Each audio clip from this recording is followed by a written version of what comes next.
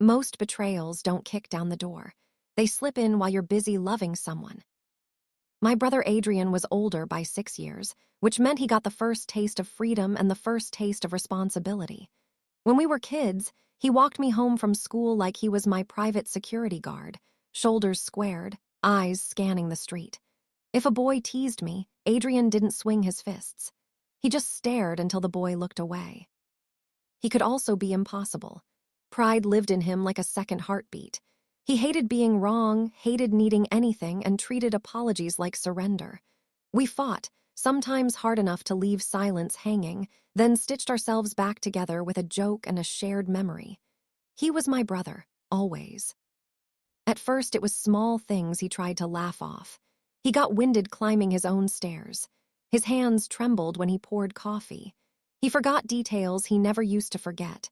When I noticed, he flashed that familiar grin, the one that dared fear to come closer.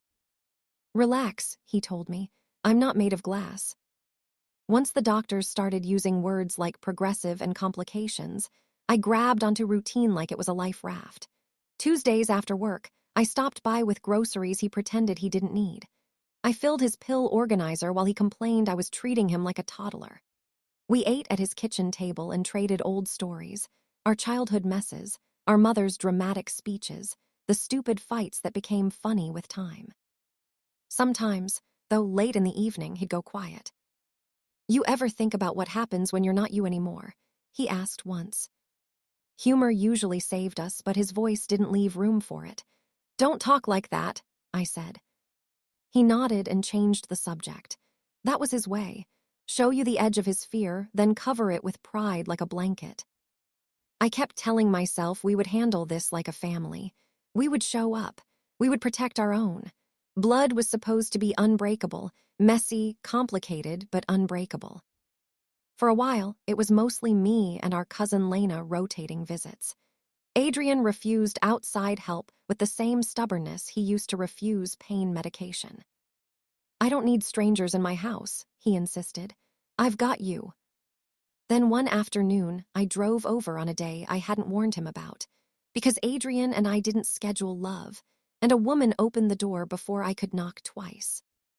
Pale blue scrubs, neat ponytail, calm eyes, a polite smile that didn't quite reach warmth.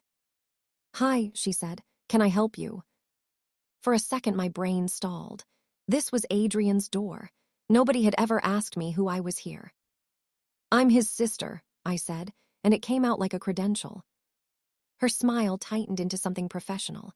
"Oh, I'm Mara, Adrian's nurse." Nurse? Adrian hadn't told me. Inside, the house smelled faintly of antiseptic under the usual coffee.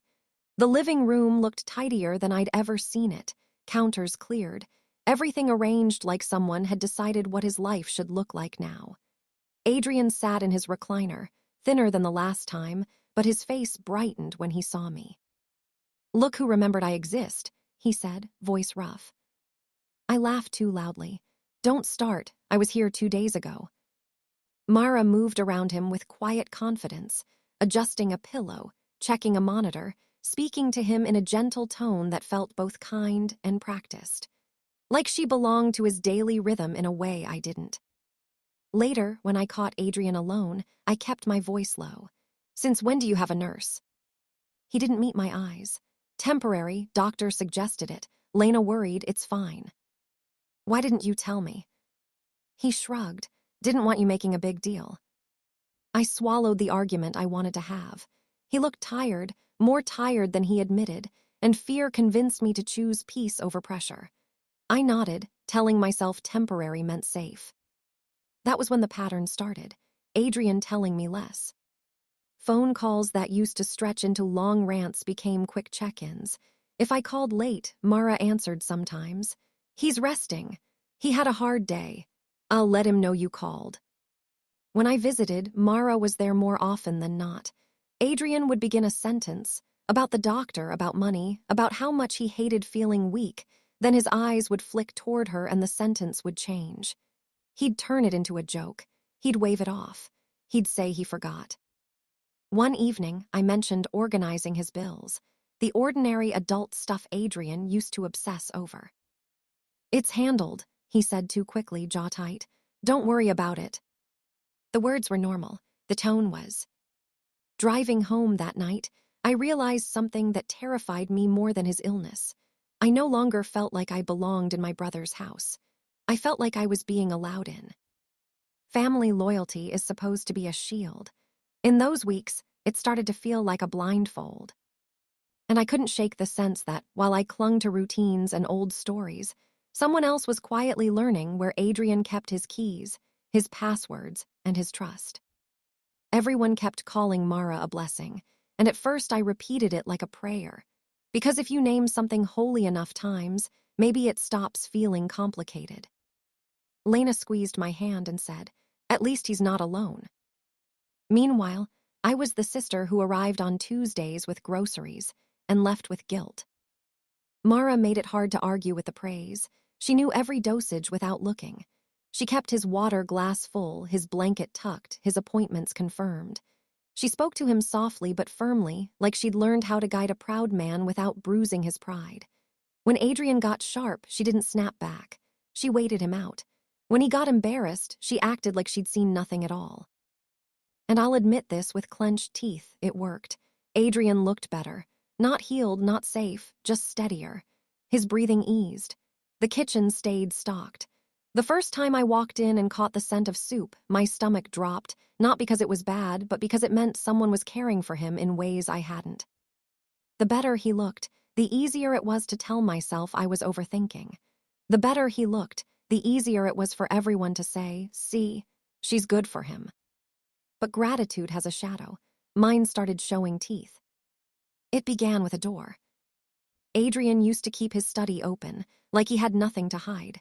Now it was closed. Not just closed, locked. I noticed the deadbolt one afternoon when I went to set his mail on the desk the way I always had. "Oh," Mara said, appearing behind me so quietly I flinched. "That room stays locked now. He gets anxious if things are moved." "Since when?" I asked. "Since his last episode," she replied, and the word episode landed like a stamp that ended the conversation. From the living room, Adrian called, "Stop fussing, it's just papers." Papers? In that room were the life papers, insurance, bank stuff, the folder labeled house he used to wave at me when he felt proud of being prepared. I told myself a lock wasn't a crime. It was his house. He deserved privacy. Still, driving home, it hit me. I couldn't remember the last time I'd been alone with my brother. Every conversation had a third presence now, sometimes Mara's voice, sometimes just the awareness of her nearby. If Adrian started to drift toward fear, money, or what happens when I'm gone, Mara would step in with calm authority. "He needs rest. Let's not overwhelm him." The softest one, the one that made you feel like the villain.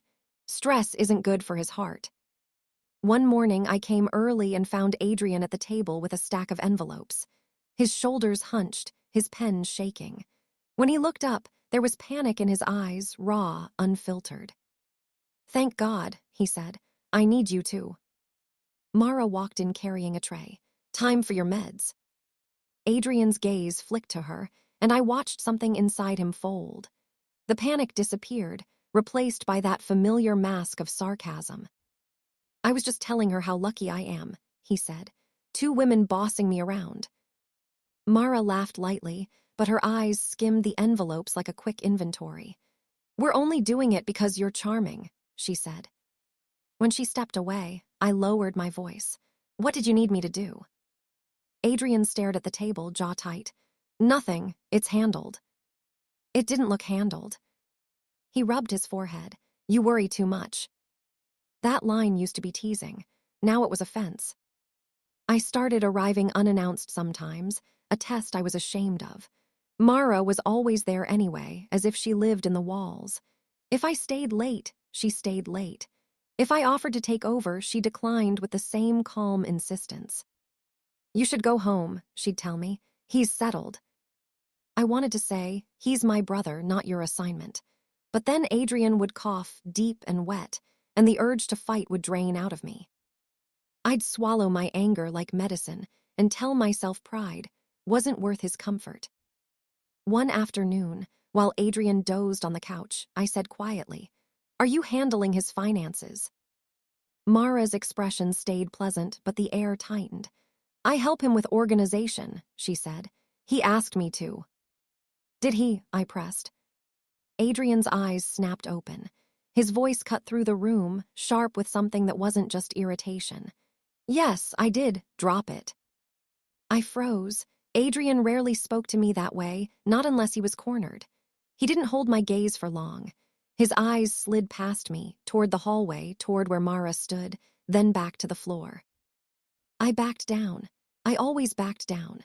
Because illness turns every argument into a countdown, and I was terrified of wasting time on the wrong kind of words. After that, I tried to act normal. I smiled more.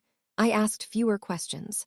I played the role everyone seemed to want from me: grateful, compliant, easy.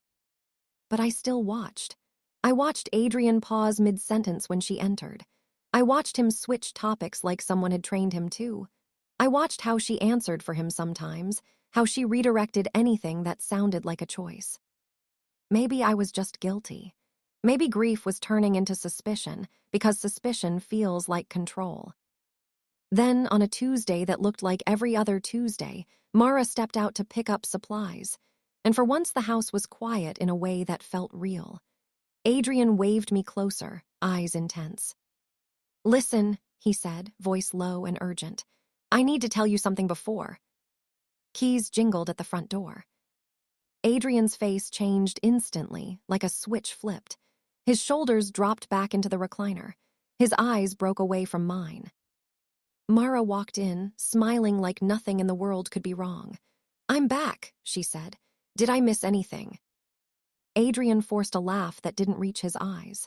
"Just my sister interrogating me again," he said. And whatever he was about to tell me evaporated between us, leaving only my heartbeat, loud as a warning. The last week of Adrian's life didn't arrive like a storm. It arrived like fog, quiet, soft, and everywhere. One day he was joking about my overpriced groceries, and the next day his jokes sounded borrowed, like he was repeating lines from a play he no longer believed in. The doctor called it a turn, the moment a body stops negotiating. Adrian's breathing grew shallow and fast, as if he were chasing air that kept stepping backward. His skin looked thinner, almost translucent, and his eyes, those stubborn, fearless eyes, started drifting past me instead of into me. I fought panic with routine. I drove over every day instead of every Tuesday. I brought soup he used to pretend he hated.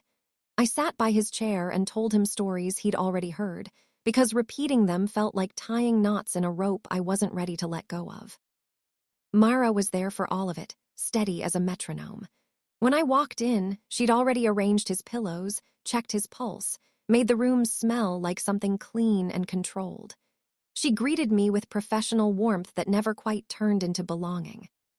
Sometimes she'd stand between me and Adrian while she adjusted oxygen or medication, and I'd feel ridiculous for noticing. "It's a nurse's job," I told myself. "She's keeping him alive." The gratitude in my chest wrestled with a quieter thought I hated. She was also setting the terms of my access. At first, I thought I was imagining it. Then the boundaries began speaking out loud.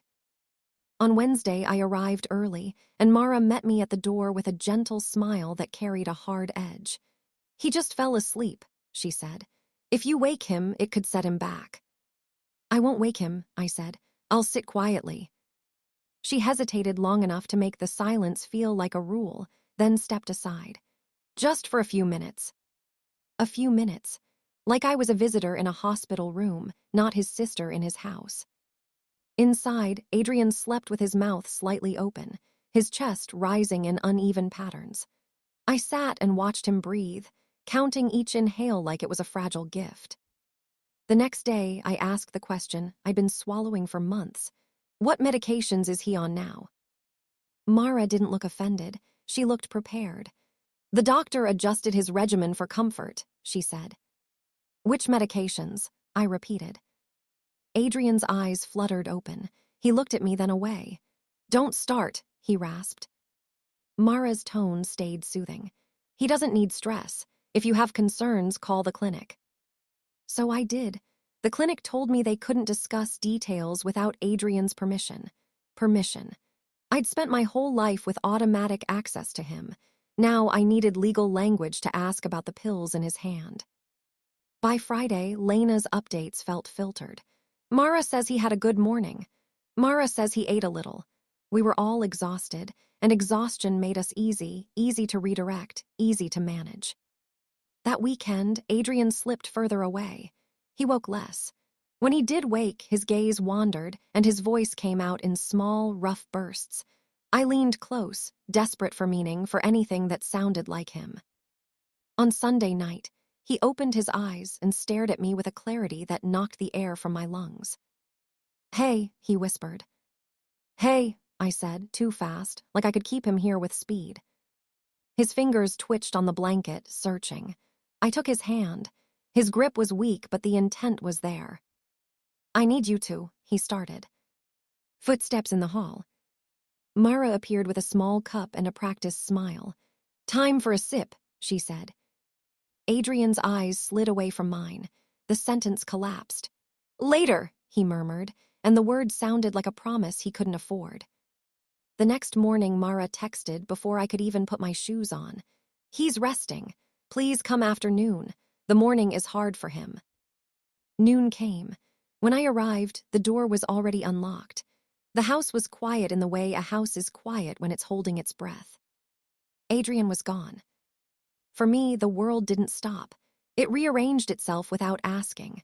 Mara was suddenly the one speaking, explaining, offering tissues. Lena sobbed in the kitchen. I stood in the living room and stared at my brother's empty chair. Mara's hand hovered near my shoulder, never touching, always close enough to look kind. "He didn't feel pain at the end," she said. I nodded because nodding is what you do when your body can't process the sentence that just split your life in two. After the funeral, the house changed again, too quickly. When we returned to gather his things, it looked staged, like someone had removed every messy, human trace of decline. The pill bottles were gone. The medical supplies were gone. The blankets on the couch were folded neatly, as if no one had been dying there for weeks. I walked down the hallway toward the locked study. My hand reached for the knob without thinking. Locked, of course. I turned and saw Mara watching me from the kitchen doorway, her expression calm, her eyes unreadable. "Is there anything you need?" she asked. The question sounded helpful. It also sounded like control. I looked around the spotless room and felt dread settle in my ribs. It was as if the final chapter had been erased before we could read it, before Adrian could finish the sentence he kept trying to start. And somewhere under the grief, a colder thought formed. If he had been trying to warn me, it wasn't just about dying. It was about what would happen after. Soon, that after would get a name. My brother was gone, but whatever had been happening in this house wasn't over. They tell you grief comes in waves. No one warns you that sometimes it shows up wearing a suit, holding a folder, and calling your brother's life an estate. The attorney's office smelled like polished wood and old paper, the kind of place where feelings are supposed to lower their voices. Lena sat rigid beside me, eyes swollen from crying. My Aunt Marjorie kept dabbing at her lipstick like it could fix the tremble in her mouth. Two cousins I barely spoke to showed up anyway, people who hadn't visited Adrian once, but suddenly had time for a conference room. I had expected something simple, not even generous, just sensible. Adrian's house would be sold and split. His savings would cover debts and funeral costs. Sentimental things, our mother's ring, his watch, the photo albums, would be divided like stitches closing a wound. Maybe he'd leave a little to charity, just to prove he'd stayed Adrian until the end. Instead, the lawyer cleared his throat and said, "Thank you all for coming," like we were here for a quarterly report. Mara arrived last. She walked in quietly, dressed modestly, hair pulled back, hands folded in front of her as if she'd come to pay respects. She offered a soft hello that landed on the room like a drop of water, small, but enough to make ripples. Her eyes flicked over us. Not curious, not nervous, measured. The attorney asked us to confirm our names for the record. The formality made me want to scream. Adrian's name had always been said with laughter or anger or affection. Here, it was just ink. The lawyer opened the folder and began reading. Boilerplate language first, sound mind, voluntary signature, witnesses. Words that pretended death was neat. I listened for the part that would bring relief, the part that would let my heart settle into a new, painful order. Then he said Mara's full name. Not as a witness, not as an employee, as the beneficiary. I, Adrian Hale, being of sound mind, hereby leave all real and personal property, accounts, and assets to Mara Ellison.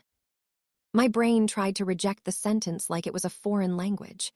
The room went both silent and loud at the same time. My pulse roared. Aunt Marjorie let out a strangled laugh. That can't be right. The lawyer kept going.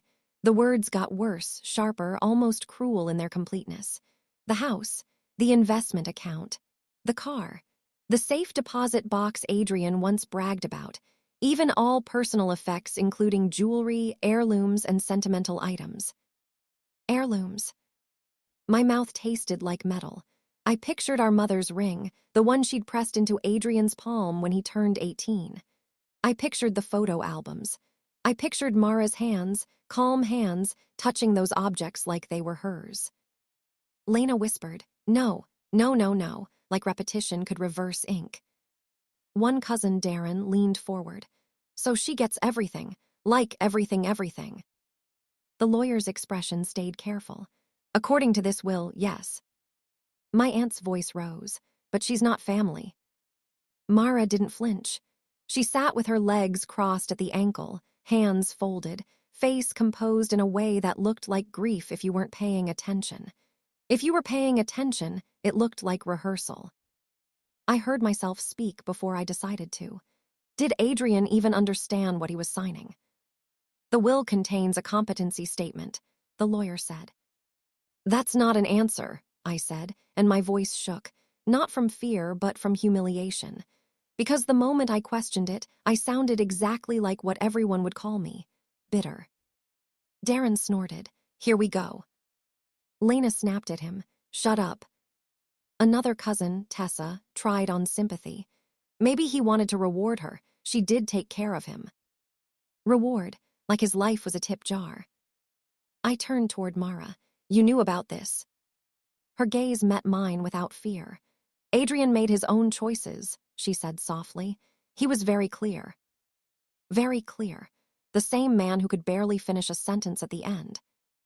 Aunt Marjorie stood up so fast her chair scraped. "This is wrong. We can contest it." The lawyer lifted a hand. "Please, let's keep this orderly." Orderly, as if betrayal has manners. My throat tightened until each breath felt sharp. I wanted to shout that I had been there, that I had held his hand. But in this room, presence didn't matter. Only paperwork did. Darren leaned back, eyes gleaming with mean satisfaction. "Maybe he left it to her because you weren't around." The accusation hit exactly where my guilt already lived. For a second it worked. I saw every Tuesday I'd left early, every call I'd missed, every time I'd chosen peace over confrontation because I was afraid of stressing him. My grief wobbled, then hardened. "I was around," I said. "I just wasn't the one controlling his door." Mara's expression didn't change, but the air did. Lena inhaled sharply. The lawyer cleared his throat again, as if throat clearing could control a fire. Tessa looked between us. "Are you saying she did something to him?" I didn't want to say it. Saying it would make me the villain in half the family's story. But silence was what had gotten us here. "I'm saying this doesn't make sense," I said. "Adrian wasn't the kind of man who'd cut out his own mother's things without a reason." Aunt Marjorie slapped the table. "He wouldn't." Darren rolled his eyes. "People do crazy things when they're dying." Lena's voice broke. "He loved us." Mara finally unfolded her hands and dabbed at the corner of her eye as if on cue. "He did love you," she said. "But he relied on me. He wanted someone responsible to handle things." Responsible. As if family equals chaos and strangers equal safety.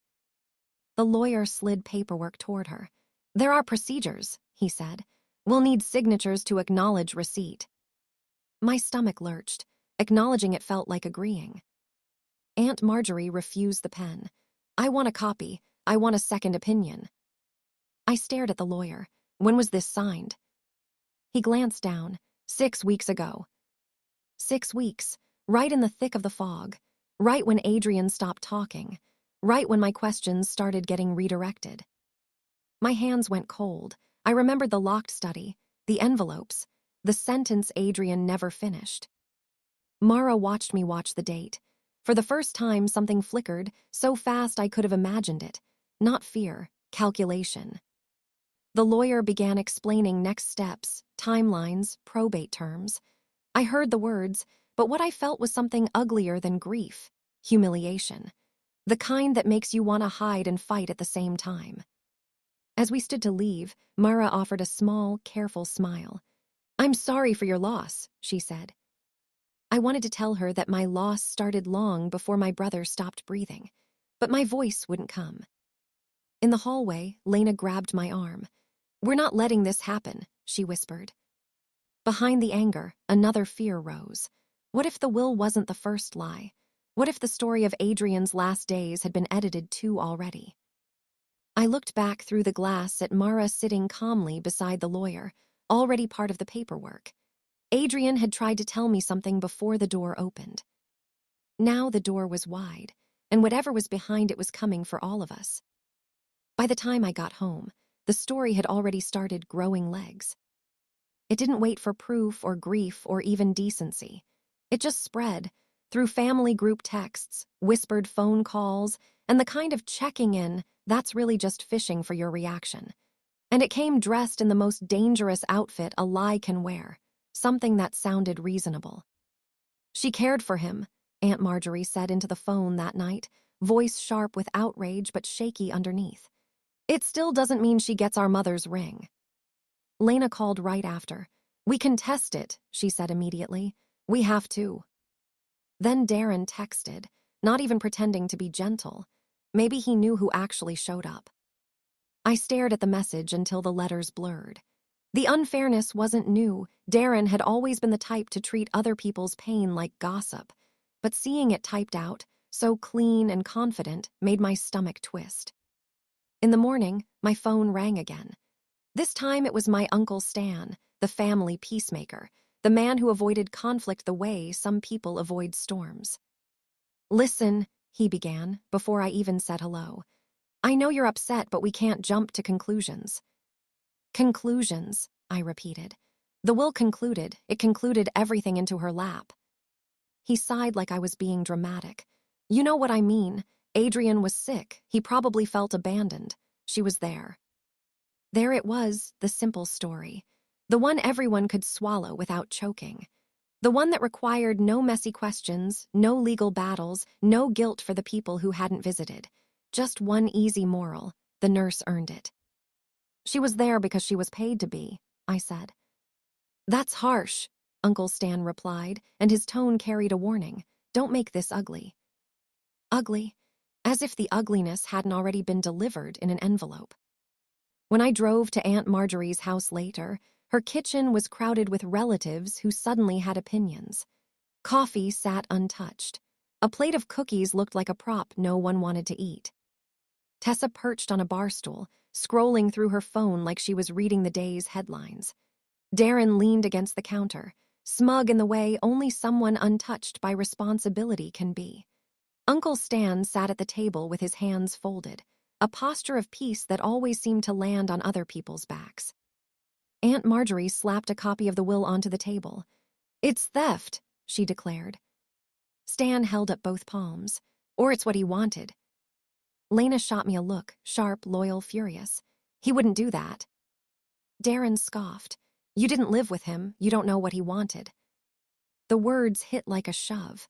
I felt the room tilt, not because I doubted my love, but because I could feel them lining up into sides. The will wasn't just dividing money. It was dividing loyalty. "What I do know," I said carefully, "is Adrian would never cut us out without telling us why." "And maybe he did tell you," Darren said, eyes narrowed. "Maybe you just didn't like the answer." I clenched my jaw so hard it hurt. This was the trap. If I pushed too hard, I became jealous. If I stayed quiet, I became weak. Either way, the nurse kept everything. Tessa finally looked up. "Look, I'm not saying it's fair," she said, voice sweet like she was offering a compromise. "But people make weird choices when they're dying. Maybe he didn't want drama. Maybe he wanted someone stable." Stable, responsible. The same words Mara used, as if they'd been handed out like business cards. Lena leaned forward. Or maybe he was manipulated. Stan's chair scraped. "Now you're accusing her of a crime. You have no proof." Aunt Marjorie's face tightened. "We have a timeline, we have questions." "And we have funeral bills," Darren added, too quickly, revealing more than he meant to. "If we contest, it could get expensive." There it was, another motive, finally stepping into the light. Fear of conflict wasn't just emotional, it was financial. Contesting meant lawyers, time, embarrassment. It meant risk. Some people would rather swallow injustice than pay for truth. I looked around the kitchen and saw the truth we weren't saying out loud. Some of them wanted Adrian's money. Some of them wanted peace. Some of them wanted to avoid guilt. And all of them wanted the simplest story because the simplest story didn't demand anything from them. I left before I said something unforgivable. In my car, I sat with my hands on the steering wheel, not starting the engine, just listening to my own breathing. Grief had been heavy. This was heavier. This was grief turning into a responsibility I never asked for. At home, I spread my memories across the living room like evidence. 6 weeks ago, that date kept flashing in my mind like a warning light. 6 weeks ago was when Adrian's phone calls shortened. 6 weeks ago was when the study door became locked. 6 weeks ago was when I asked about medications and got shut down. I opened my text threads with Adrian and scrolled back. His messages had always been full of bite and humor, short, blunt, affectionate in his own way. Then, around that time, the tone changed. "Can't talk, resting. Busy today. Talk later." 3 words, 2 words, nothing like him. I stared at them and tried to hear his voice behind them. It didn't fit. I replayed the last months again, but this time I didn't let my guilt narrate. I watched the moments like a stranger would, searching for inconsistencies instead of comfort. Adrian hated being managed. He hated when anyone treated him like he couldn't handle his own life. He used to say, "If I ever start acting helpless, slap me." So why would he hand his entire life, house, accounts, heirlooms, to someone he'd known less than a year? And not just hand it, erase us, erase history, erase our mother's ring like it was a random piece of jewelry. It wasn't the money that haunted me most. It was the logic. Adrian believed in loyalty like a religion. Even when we fought, he showed up. Even when he was stubborn, he was consistent.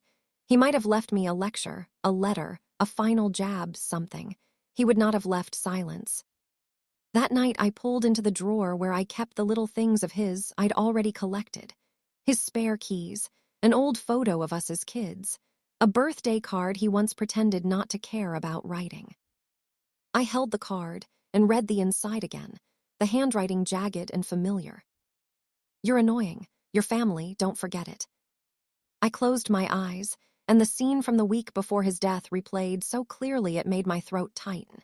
Adrian leaning toward me, voice urgent.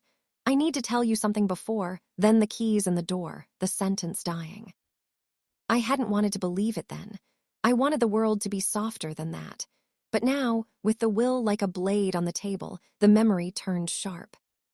What was he trying to tell me? And why did it always stop when she entered? My phone buzzed with a new message from Stan.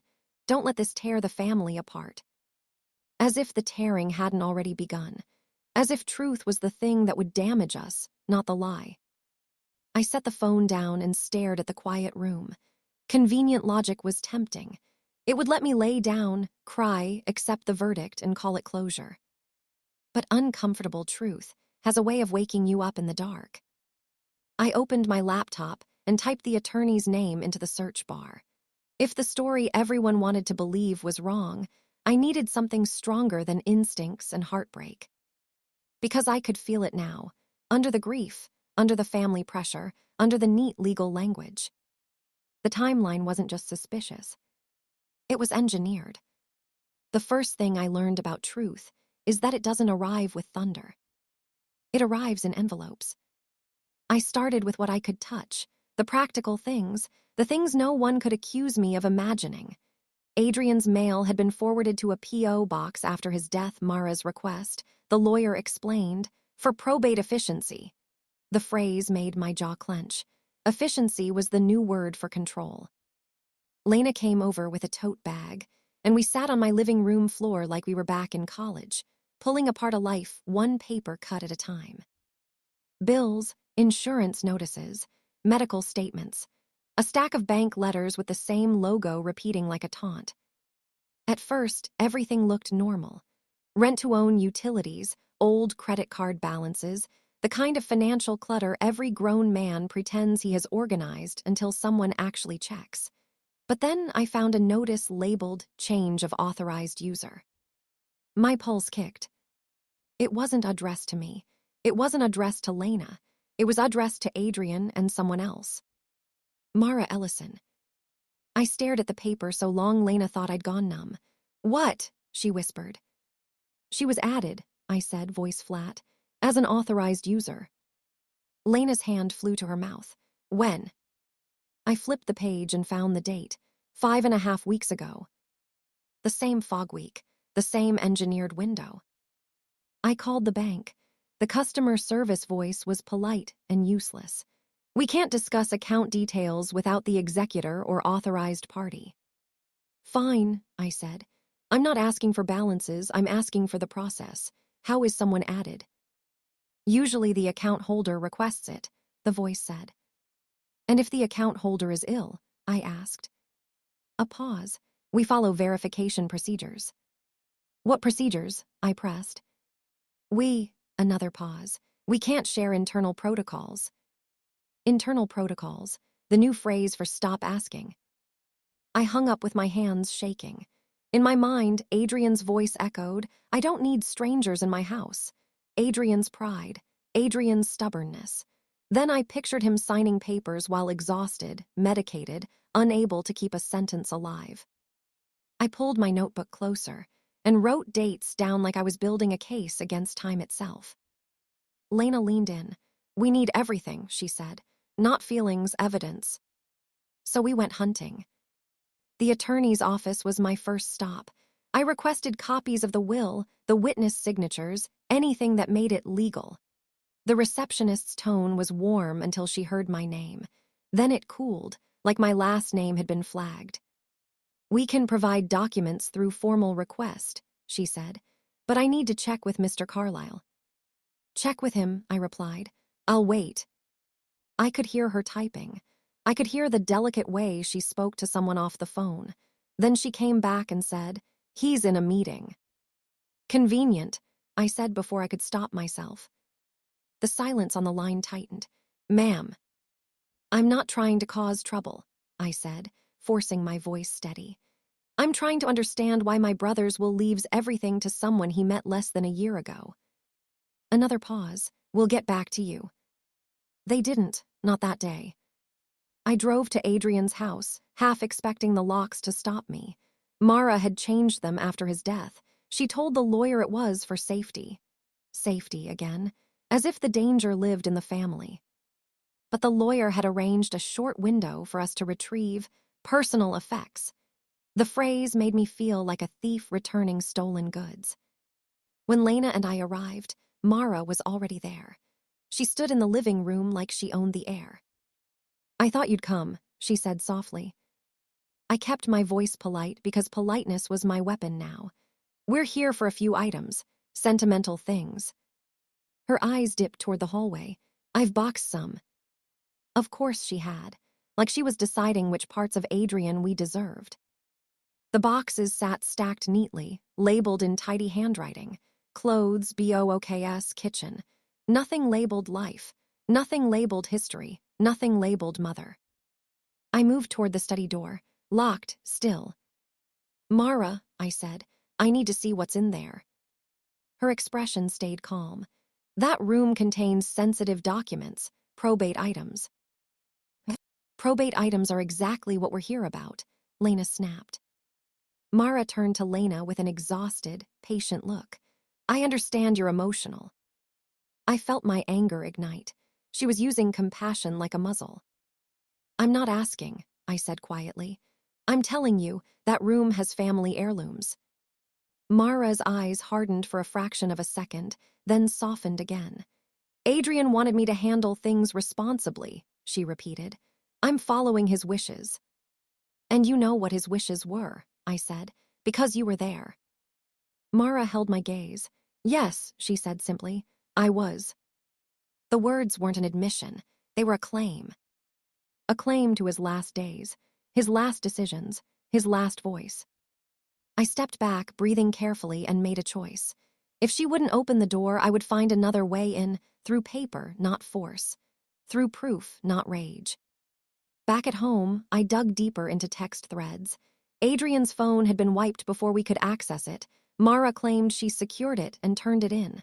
The lawyer confirmed it was in safe storage. Safe storage felt like a coffin for answers. But I still had my own texts. I searched for words, bank, papers, Mara, need you. The hits were small, but they pulsed with meaning. One message from Adrian, 6 weeks ago, stood out. Can you come earlier tomorrow? Need to talk without later. Without what? Without who? The next day I'd been stuck at work. I'd replied, I can't. Tuesday, okay. He never answered. I felt sick. Guilt tried to climb into my throat, but I shoved it down. Guilt was a luxury now. I needed clarity. I called the clinic next. I asked for Adrian's medical records. They told me to submit a formal request. I did. Then I got the follow-up. Adrian had signed a privacy form limiting who could access details. Limiting? To whom? Can you tell me who's authorized? I asked the nurse on the phone. I'm sorry, she said. We can't disclose that. Of course you can't, I thought. The truth was always behind glass. Lena suggested we check his caregiver contract. Adrian had mentioned signing something early on. We searched my old notes, my calendar, anything. Finally, in an email thread from months ago, I found a clinic invoice. Home Health Services, M. Ellison. There was a phone number. I called, it rang, then voicemail. I left a message that was too polite for the fury in my chest. Mara, this is Adrian's sister. I need to discuss documentation. Please call me back. She didn't. 2 days later, I called again. This time, the voicemail box was full. I laughed once, a sharp, ugly sound, because of course it was. While Mara became harder to reach, Mr. Carlyle, the attorney, grew cautious in a different way. When he finally called me back, his voice was tight, professional, rehearsed. I understand this is difficult, he said, but contesting a will requires substantial evidence. I'm not contesting yet, I replied. I'm asking for copies, witness information, the competency assessment. I can provide the will, he said carefully. The rest is sensitive. Says who? I asked. A pause. We must respect the decedent's privacy. Privacy? For a dead man. The phrase made me want to throw my phone. Adrian was my brother, I said. His privacy wasn't meant to protect strangers from accountability. Mr. Carlyle sighed. I'm advising you to proceed cautiously. It didn't sound like advice. It sounded like a warning. When I told my family what I'd found, the authorized user notice, the locked study, the weird text, reactions split like a crack down the middle of a plate. Aunt Marjorie burned with outrage. I knew it, she hissed. I knew that woman was trouble. Uncle Stan sounded exhausted. This is turning into an obsession, he said. You're grieving, let it go. Darren was worse. So what? She helped him. You're acting like she's a criminal because you didn't get the house. The accusation made my face go hot. This isn't about the house. It always is, Darren replied, smug. People show their true colors around money. The irony nearly choked me. My true color, apparently, was suspicion. Mara's true color was silence, and silence looked like innocence to anyone who didn't want to see more. Even Lena, loyal as she was, began cracking under pressure. My husband thinks we should stop, she admitted one night. He says it's going to tear everything apart. It already did, I said. But people are talking, she whispered. They're saying you're jealous, I finished for her. My voice came out steady, but inside I felt hollow. That word followed me into grocery aisles and quiet evenings. It turned family calls into interrogations.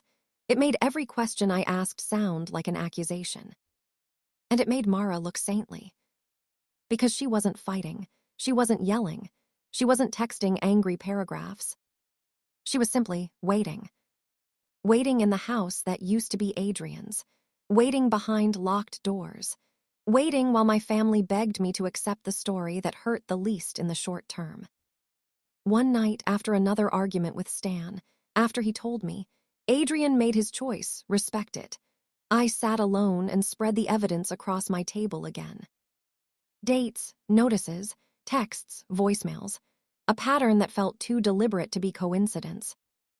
And then I noticed something I'd missed before, something small that made my skin prickle. On the authorized user notice, the contact address for Adrian's account wasn't his house. It had been changed to a P.O. box, the same P.O. box the mail now went to. I stared at it until my eyes burned. The story everyone wanted to believe had a new crack. Someone had redirected my brother's life away from his own front door.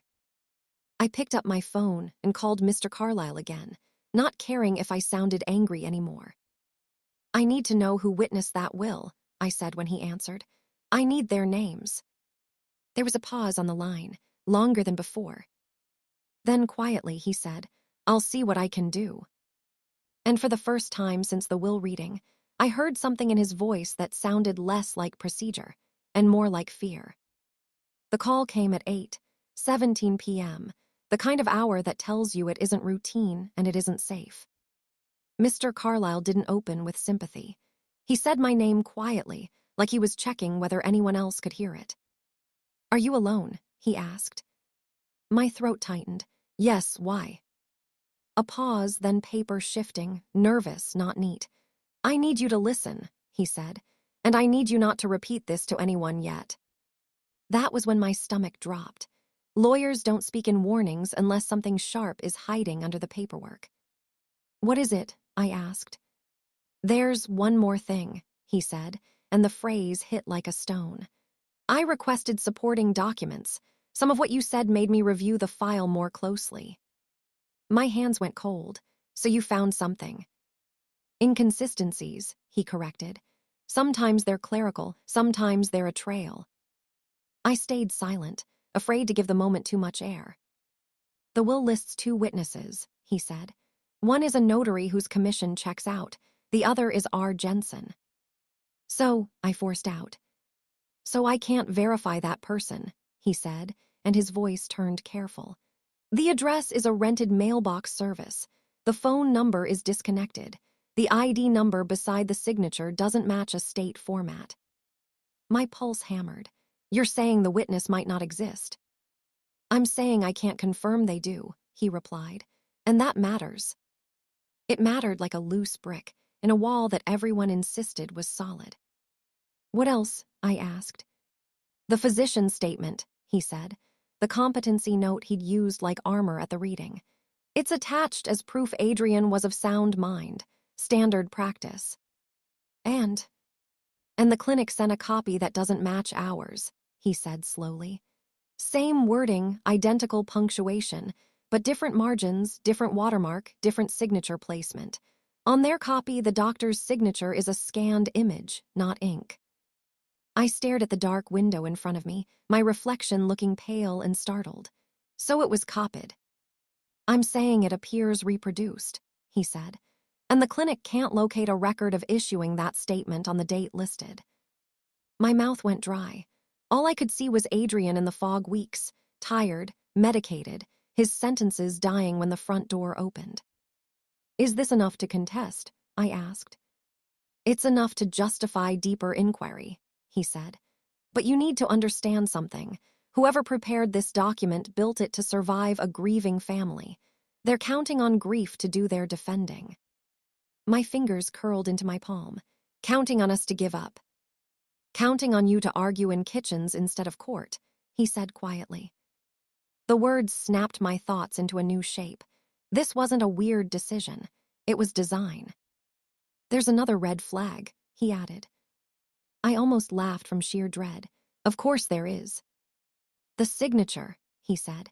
Your brother's signature resembles his, but the pressure pattern is unusual. I don't know what that means. It means hesitancy, he explained. Stops and restarts, uneven pressure. That can happen when someone is weak. It can also happen when someone is guided. Guided, a soft word with a violent edge. I heard Adrian's unfinished sentence in my head. I need you too. And the keys jingling in the door that killed it. Are you telling me he was forced? I asked, voice shaking. I'm not telling you anything definitive, Carlyle said, firm. I'm telling you there are red flags, and I'm telling you that if you want answers, you have to move quickly, before assets transfer and before people forget. My family's voices rose in my memory. Let it go. Don't tear us apart. You're obsessed. Peace had always sounded noble until you realized it could be used as a muzzle. I can't officially advise strategy unless you retain separate counsel, he continued. But I can tell you what not to do. Don't confront the beneficiary. Don't broadcast this. Document everything. The caution should have calmed me. Instead, it made the room feel smaller. Why are you telling me this? I asked. Silence, then a quieter tone. Because something about this file doesn't sit right, and because your brother deserved better than paperwork built on shadows. My eyes burned. What do I do now? You start treating this like a legal matter, not a family argument, he said. You request a halt on transfers if your counsel can. You get a forensic document examiner. You subpoena the clinic record. And you identify R. Jensen or prove there is no such person. Each sentence sounded like climbing a cliff with bare hands. And if my family won't back me? I asked. Then you decide how much truth is worth to you, he said. Integrity can be lonely at first. When we hung up, the silence in my house felt staged, like Adrian's did after he died. Too clean, too still. Official procedure had told us to accept the will. Buried reality was whispering that someone had counted on our exhaustion and our manners. I stood up and paced, because sitting still felt like agreeing with the world. I checked my door, laughed at myself, because I wasn't afraid of burglars. I was afraid of being told I was crazy until I believed it. I reached for my phone to call Lena and stopped. Carlyle had said not to repeat it yet. In my family, news was communal, passed around like bread. But this wasn't bread. This was a match, and our family was already dry. So I opened my laptop and searched for a forensic document examiner. The websites were clinical, the prices blunt. I imagined Adrian rolling his eyes at the cost. Then I imagined him saying that dignity is worth more than comfort. My phone buzzed Darren. Any updates? Or are you done playing detective? I didn't answer. I took a screenshot. Evidence, not argument. Then Uncle Stan called. I let it ring twice before picking up, keeping my voice even. He began with concern that sounded like a leash. Please don't do anything rash. Rash, as if asking questions were a reckless hobby. I didn't tell him what Carlyle said. I just listened, and while he talked about moving on, a colder thought formed. If my own family could pressure me this hard without facts, how easy would it be for an outsider to steer them? When I hung up, the trap was clear. If I chased truth, I'd be branded greedy. If I stayed quiet, Mara would be crowned a saint. Either way, Adrian's last chapter would be written by whoever spoke last. I wrote everything down while my hands still trembled. The mailbox address, the disconnected number, the mismatched clinic copy, the guided signature. Then I stared at the list and felt the shift inside me, fear hardening into resolve. This wasn't about whether Adrian loved me. This was about whether someone stole his voice and used the law to make the theft look like choice. And tomorrow, I would start pulling on every thread until the whole thing unraveled. I didn't sleep much after Carlyle's call. I lay in bed listening to my own house settle, the little clicks and sighs of wood expanding and cooling, and every sound felt like a warning. Official procedure had tried to wrap this up with a bow. Buried reality had pulled the ribbon loose. By morning, my fear had turned into something sharper: strategy. Carlyle's words kept repeating, "Don't confront the beneficiary," but I wasn't looking for a confession. I was looking for a crack, a reaction, proof that my instincts weren't just grief-wearing paranoia. So I picked a place where she couldn't control the doors. A cafe near the courthouse, all glass windows and bright daylight, the kind of place where people overhear everything and no one wants to look like the problem.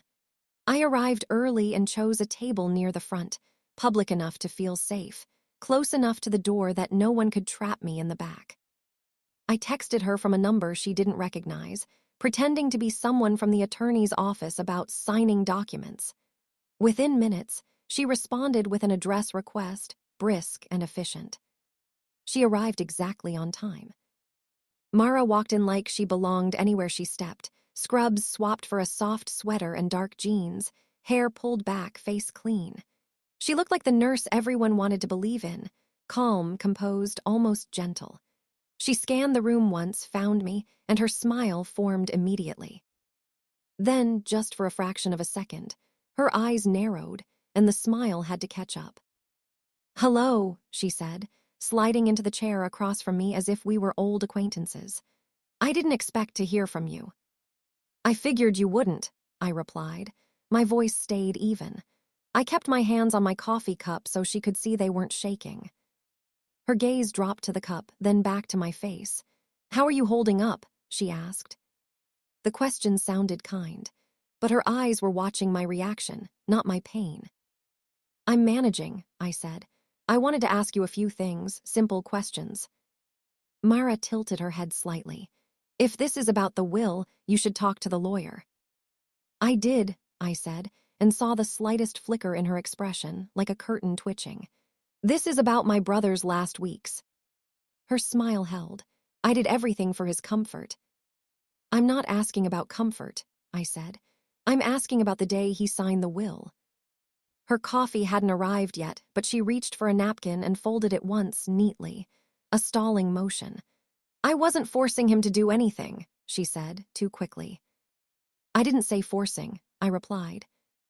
The words landed, and for the first time, her calm felt like effort. I leaned forward just enough to feel engaged without looking aggressive. "Who was R. Jensen?" I asked. Mara's fingers paused on the napkin. "I don't know what you're talking about." "The witness," I said. "Name on the will." Her eyes stayed on me. "The will was done legally." "That wasn't my question," I said. She inhaled slowly. "I wasn't managing the legal side. Adrian made the appointment. He chose the witnesses." "He could barely finish a sentence near the end," I said. "And you know that." Her jaw tightened, then released. "Sick people still have agency," she replied, and the phrase sounded like something she'd practiced in front of a mirror. I nodded, as if agreeing. "Absolutely. So help me understand why he added you as an authorized user on his accounts." Now her composure cracked, just a hairline fracture, but I saw it. Her eyes flashed, annoyance, surprise, something sharp, and then she smoothed it back down. "I assisted him with bills," she said. "He asked." "When?" I asked. Mara's smile returned, thinner. "Are you here to interrogate me? Because I've been through enough." There it was, the pivot. Turn herself into the wounded one and me into the attacker. I kept my tone soft. "I'm not trying to hurt you. I'm trying to understand my brother's choices." "He chose," she said, emphasizing the word like a gavel. "He chose me to handle things because he didn't trust your family not to fight." The cruelty of it caught in my throat. "He didn't trust us," I repeated, tasting the lie. Mara's gaze hardened. "You're proving his point right now." It was so clean, so simple. If I questioned, I was the problem. If I stayed quiet, she won. I took a breath and shifted, like I was changing subjects, like I was just curious. "What clinic were you with before Adrian?" I asked. Mara blinked. "Excuse me." "Your employment," I said. "I realized I don't actually know. How long have you been doing home health?" Her eyes narrowed. "Why does that matter?" It matters because you were alone with him, I said. Because you had access to his house, his mail, his phone. Because his will was signed in the middle of his decline. It matters. Her coffee arrived then, and for a second the interruption helped her. She smiled at the barista, thanked them warmly, the perfect picture of normal. Then, when the barista walked away, she leaned in slightly and lowered her voice. "You need to stop," she said. Not as a request, as a statement of reality. My stomach tightened, but I kept my face calm. "Stop asking questions." "Stop harassing me," she corrected. Her voice stayed soft, almost gentle, but her eyes weren't. "You're grieving, it's understandable. But if you keep making accusations, I'll have to protect myself." Protect, another soft word with a blade inside it. "By doing what?" I asked. Her smile returned, and this time it wasn't kind at all. "By documenting your behavior," she said. "By telling Mr. Carlyle you're unstable. By requesting legal distance if necessary." The cafe was bright, full of people typing on laptops and laughing like the world hadn't shifted. And yet suddenly, I felt like I was sitting across from someone who had studied how to use systems like weapons. I nodded slowly. "So you'd rather I look crazy than you answer questions?" Her eyes flicked, irritated. "I'm not here to fight with you." "Then answer one," I said, voice still controlled. "Were you with Adrian when he signed the will?" A beat. "Yes," she said, then added quickly, as support. "Did you bring the witnesses?" "No." "Did you ever handle his phone?" Her lips parted, then closed. "He asked me to help him communicate when he got tired." "Did you ever change his mailing address?" Her expression tightened again. "I didn't change anything without his consent." Consent, choice, agency. Words that sounded noble until you pictured a dying man too weak to stand. I watched her fingers curl around the coffee cup. Her knuckles were a little too white. "Mara," I said softly, "why are you so scared of questions if everything was clean?" Her eyes flashed, and this time the mask slipped for real, just for a moment. "Because you people don't know when to quit," she snapped. "You people." The phrase landed like she'd been carrying it in her mouth for months. Then she blinked and reassembled herself. "I'm sorry," she said too smoothly. "That came out wrong." I let the silence stretch. In that quiet, I could hear my own heart, steady now, not panicked, alert. Mara cleared her throat. "Look," she said, shifting in her seat, "I don't want this to become ugly. Adrian didn't want that either." "Funny," I replied, "because it's already ugly." Her eyes narrowed. "You can drag this out," she said, "or you can be practical." "Practical how?" She leaned forward and lowered her voice again, like we were sharing a secret. "I'm willing to give you some things," she said. "Sentimental items, a few keepsakes, maybe a small amount of money for closure." My skin went cold. It wasn't generosity, it was settlement. She saw my reaction and hurried to soften it. "Not because I owe you," she said quickly. "Because I'm kind, and because it's what Adrian would have wanted." The gall of using his name like currency nearly made me shake. "You're offering to settle," I said slowly, "when you supposedly did nothing wrong." Her smile twitched. "I'm offering peace." Peace, the same word Uncle Stan used, the same word that always meant surrender. I looked at her for a long moment, then nodded as if considering it, as if I was tempted. "Maybe," I said quietly, "but before I decide, I need to understand who you are." Mara's posture stiffened. "Excuse me." "I did some searching," I said, watching her carefully. "Not much, just enough to notice you've moved around a lot. Different agencies, short contracts, overlapping dates." Her eyes sharpened. "You looked me up." "I looked for context," I said, "because you were a stranger in our house, and then you were." Mara's composure wavered again, like she was holding back anger with both hands. "That's inappropriate," she said. "What's inappropriate?" I replied. "Is a dying man's nurse becoming the sole heir to his entire life?" For a second, she didn't speak. Her face went still, too still. Then she smiled, slow, careful, and something about it made my throat tighten. "You think you found something. she said softly. I think there's a pattern, I replied. Her voice dropped lower. You should be careful, she said. Patterns can be made to look like whatever people want. It wasn't loud. It didn't have to be. The threat was in the calm certainty, in the way she said it like she knew how these stories end. I held her gaze. And complaints can be made to disappear, I said, testing. Her eyes flickered, just a flicker, but it was there. You don't know what you're doing, she said. I almost laughed, not because it was funny, but because it was the first honest thing she'd said. As she stood to leave, she paused beside the table and looked down at me like she was measuring my weight. You're grieving, she said again, and this time it sounded like a diagnosis. Don't let that make you reckless. Then she walked out, calm as ever, blending back into the daylight like she hadn't just threatened me over coffee. I sat there for a long moment, staring at the place her cup had been, my hands still wrapped around mine. My reflection in the window looked steady, but inside, a chill spread through my ribs. Because now I knew the truth wasn't just in documents. It was in her. And whatever happened to Adrian wasn't an accident that paperwork had to explain. It was a plan someone had rehearsed, right down to the smile. The call came at 8:17 p.m., the kind of hour that tells you it isn't routine and it isn't safe. Mr. Carlyle didn't open with sympathy. He said my name quietly, like he was checking whether anyone else could hear it. Are you alone? He asked. My throat tightened. Yes, why? Paper shifted on his end, nervous, not neat. I need you to come in tomorrow morning, he said, and bring whoever you trust. Don't come alone. I brought Lena, not because I wanted a witness for my victory, but because I needed someone to anchor me if the truth tried to turn my brain into fog. The conference room looked the same as the day we were humiliated. Polished table, neat water glasses, fluorescent calm. The difference was Carlyle's face. He wasn't wearing procedure anymore. He looked uneasy. Mara was already there.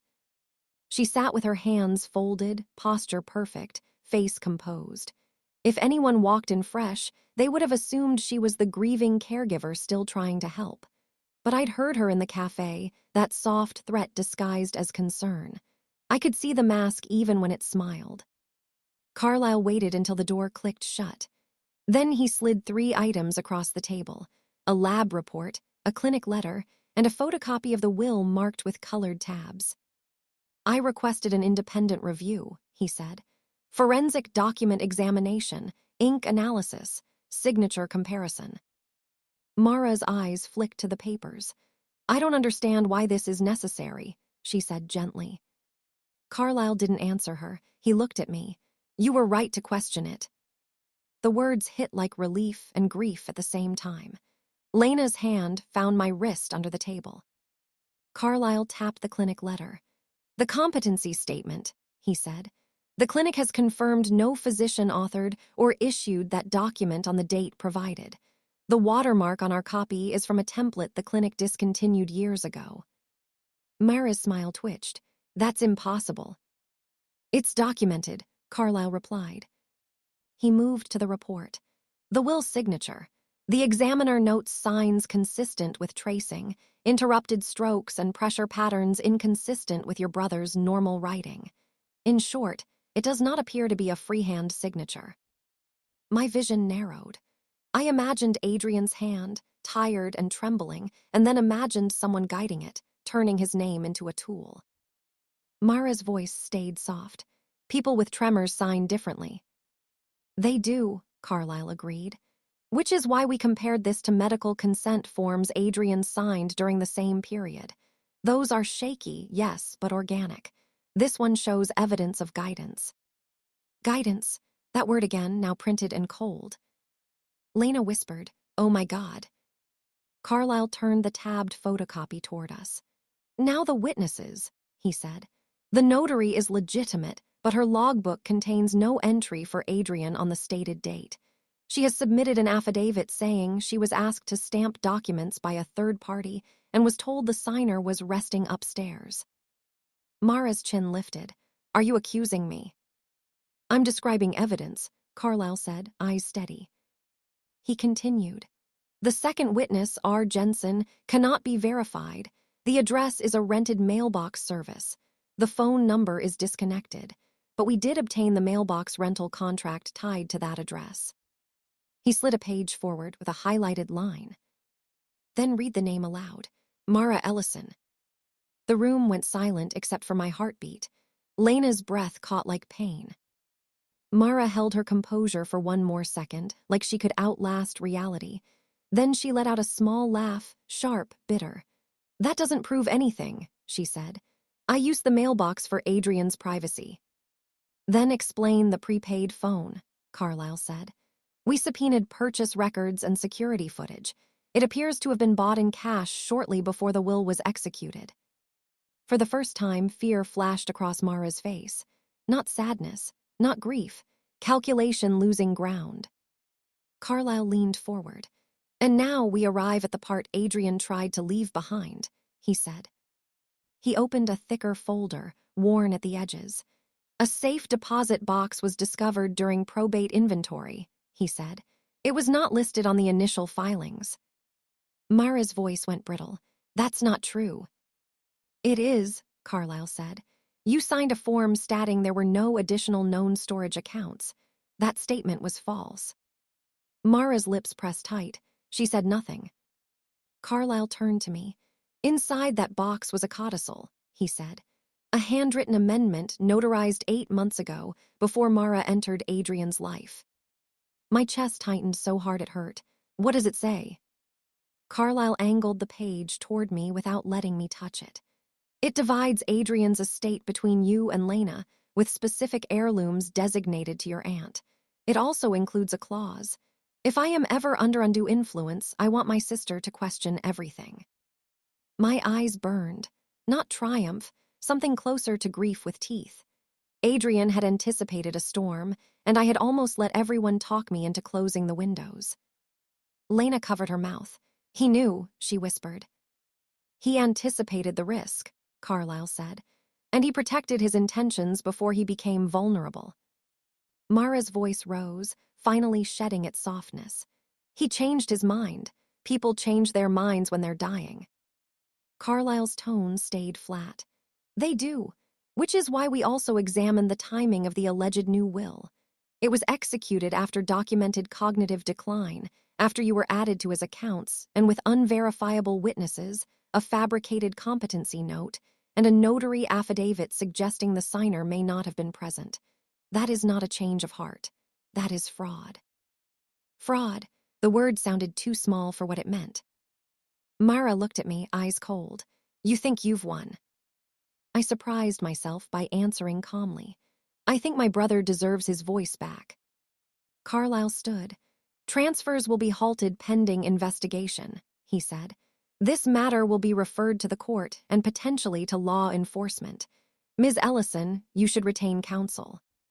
Mara's expression flickered anger, then contempt. You people, she muttered, standing. You didn't want him when he was hard. Now you want him because he's profitable. For a second, my guilt rose like bile. I saw every day I hadn't come, every time I'd chosen my comfort over his. Love doesn't erase absence. But then I remembered Adrian's clause, question everything, and I understood the ugliest truth. My guilt was part of what she'd been counting on. Lena's voice shook. We wanted him. We just didn't know we were being locked out. Mara snorted. Excuses, she said, and walked out. After she left, Carlyle sat back down, suddenly exhausted. I'm sorry, he said to me, and his voice finally sounded human. This won't feel like a clean victory. He was right. Justice doesn't resurrect anyone. It doesn't rewind the last weeks. It only names what happened and asks you to carry it. By evening, the family had gathered again in Aunt Marjorie's kitchen, drawn together by rumor and dread. Stan kept repeating, "This can't be real," as if denial could unprint ink. Darren looked pale, suddenly quiet, his earlier jokes gone. "We were so focused on not fighting," Stan said, voice cracking. "How could we miss this?" "Because we wanted the easy story," I said quietly. "The one where being polite counts as love." Silence fell, thick and accusing, because none of us were innocent of comfort. Aunt Marjorie's anger collapsed into shaking hands. "We were so busy being respectful," she said. "We let a stranger run the whole house." Stan stared at the floor, finally quiet. Darren tried to speak, then swallowed it like his tongue had turned to stone. I didn't feel victorious, I felt exposed. Every red flag I'd ignored replayed in my head. The locked study, the shortened calls, the way Adrian's sentence died when the door opened. Truth landed like a gavel, but also like a funeral bell. It condemned our comfort and our silence, and it made my brother's absence feel newly violent. Later, alone, I held Adrian's old birthday card and traced his jagged handwriting. I didn't feel triumphant. I felt devastated in a new way, because I could finally see the trap and how love by itself had never been enough to stop it. Someone had studied my brother, measured his vulnerabilities, and moved pieces around him while we were busy being careful. The next step would be practical: court filings, freezes, investigations, an aftermath written in consequences. But in the quiet, the only thing I could hear was Adrian's unfinished sentence, finally completed by the truth he tried to leave behind. If you've never watched a lie collapse in slow motion, you might think it feels like fireworks. It doesn't. It feels like paperwork, court dates, and the strange quiet that follows when everyone realizes the story they clung to is gone. The week after Carlisle's meeting, the court issued an emergency freeze on Adrian's accounts. Mara's access disappeared overnight, cards declined, transfers halted, the neat little pipeline she'd built suddenly clogged with consequences. Part of me wanted to celebrate, to breathe like I'd been holding my lungs shut for months. But relief didn't taste sweet. It tasted like grief, because the only reason we were fighting this hard was because Adrian wasn't here to fight for himself. The probate process turned into an investigation. A forensic examiner filed a formal report. The clinic produced records showing the competency note was never issued. The notary's affidavit became public record. And that rented mailbox, Mara's mailbox, stopped being a detail and became a spotlight. People who had called her a saint suddenly started using different words. Suspicious, opportunistic, predatory. The same mouths that had told me to stop obsessing now acted like they'd known all along. That part stung more than I expected. It's amazing how quickly people rewrite their own roles when the ending changes. Mara hired a lawyer. Her first move was to paint me as unstable, exactly as she'd threatened. She filed a complaint claiming harassment. She implied I was driven by money. She suggested Adrian had been estranged from us. Reading those claims on official letterhead felt like being slapped by someone wearing gloves. It didn't leave a mark on the skin, but it bruised the dignity. Lena wanted to respond with rage. "Let me post the evidence," she said. "Let me tell everyone what she did." I understood the urge. Revenge promises heat in a cold season. But Carlisle warned us again. Let the facts speak. Don't give her a distraction. So we did the hardest thing. We stayed disciplined. We answered through filings, not fury. We kept screenshots and logs. We let the court timeline move at its maddening pace. In the middle of it all, the estate began to reassemble itself, piece by piece, like someone returning stolen items to a shelf. The codicil was admitted as valid. The fraudulent will was challenged formally. The judge granted discovery, and suddenly Mara wasn't just a calm nurse with a sad face. She was a party being questioned under oath. That's when her composure finally cracked, in a way the cafe never showed. Bank records revealed purchases that didn't fit a caregiver's paycheck. There were cash withdrawals from Adrian's accounts that lined up with days he'd been too weak to leave his recliner. There were payments to a storage unit we'd never heard of. When we got access, we found boxes of Adrian's things, heirlooms, paperwork, photo albums, sealed like someone had packed up his life in advance. Our mother's ring was there. I held it in my palm and felt something inside me unclench. Not because it was valuable, but because it proved a point that mattered more than money. Adrian's history wasn't hers to curate. Not everything was recovered. Some cash was gone, and a few items had vanished into spaces we couldn't trace. Carlisle called it loss. I called it theft. The court could order restitution, maybe, but some damage doesn't come back. It only gets named. The family, meanwhile, split again. This time not over what to believe, but over what to admit. Uncle Stan came to my house with a paper bag of groceries like that could carry an apology. He stood awkwardly in my doorway, eyes tired, and said, "I was wrong." I waited. He swallowed. I wanted it to be simple. I wanted peace. "You wanted comfort," I corrected, gently but firmly. He nodded and his eyes filled. "I told you not to fight. I made you feel crazy. I'm sorry." His apology didn't erase the weeks of pressure, but it softened something hard inside me. Not because he deserved instant forgiveness, but because accountability is the only kind of love that heals instead of repeats. Darren didn't apologize. He doubled down. He sent a message to the group chat blaming me for dragging the family through court. He said I'd ruined Adrian's memory with drama. Then, later, after the storage unit discovery, he asked privately if there would still be anything left when it was over. That's when I saw his truth clearly. His loyalty had a price tag. Aunt Marjorie surprised me in a different way. After the initial rage, she went quiet and then sat beside me one afternoon, hands wrapped around tea she didn't drink. "I keep thinking," she said, voice thin, "about how Adrian tried to tell us, and we just didn't hear him." Her eyes met mine. We were polite, we were respectful, we were cowards. The words stung because it was true. We weren't villains. We weren't heartless. We were human, tired, scared, clinging to the easiest explanation because grief already felt like too much weight.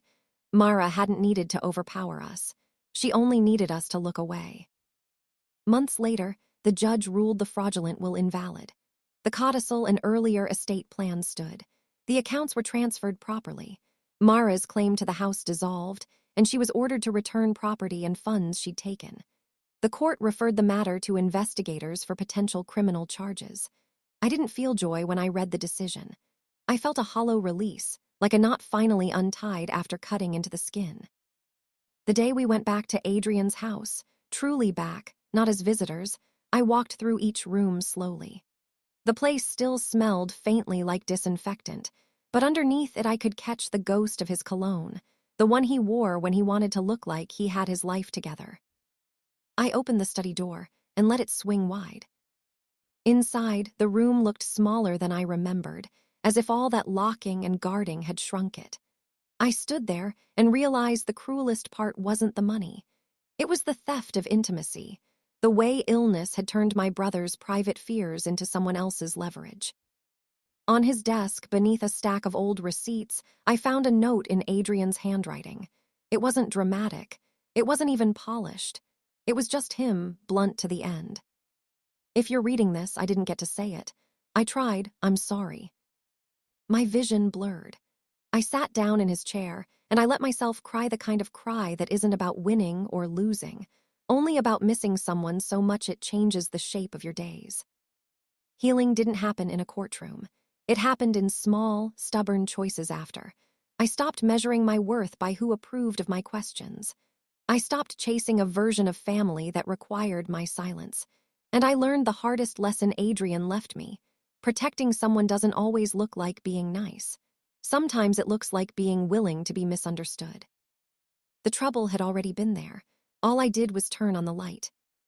When the estate finally settled, I used a portion of Adrian's money the way he would have, practically. I paid debts. I repaired the house.